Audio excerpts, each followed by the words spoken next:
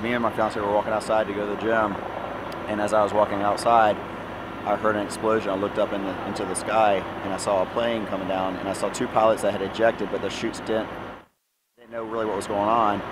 And then I realized that their chutes didn't fully open, and they were flying through, and I yelled back to my fiance to call the police.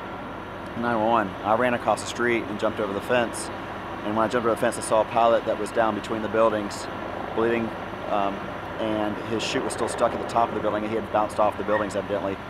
And so we were trying to get him out, and the plane was, things were blowing up behind it because of the propane and the gas. Yelled to another guy that came out. I was like, do you have a knife so that we could cut his strings to get him away from the wreckage? And so we cut his strings, carried him across the street, and then we ran throughout the building because I saw two pilots that had ejected, and we couldn't find the second pilot at all. So we were doing that, and then also trying to get people out. And there was an elderly lady that the plane had crashed right behind her, and she was going very slowly and was blowing up. We were trying to get people out and make sure that everyone was safe.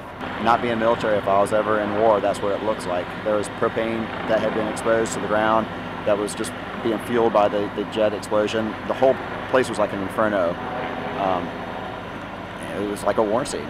You have a guy in the military down, and you have things exploding all around you, and heavy, dark smoke. That's why at first I took everything in. I saw the plane briefly, and I saw the two guys, and I didn't realize at the time that the plane, we live in a military town, you see people parachuting all the time, but when you see that it wasn't an exercise, that they were actually coming down so close to you, and then you heard the explosion, it's something else you don't expect. And then obviously my instinct, I ran over to see if I could help.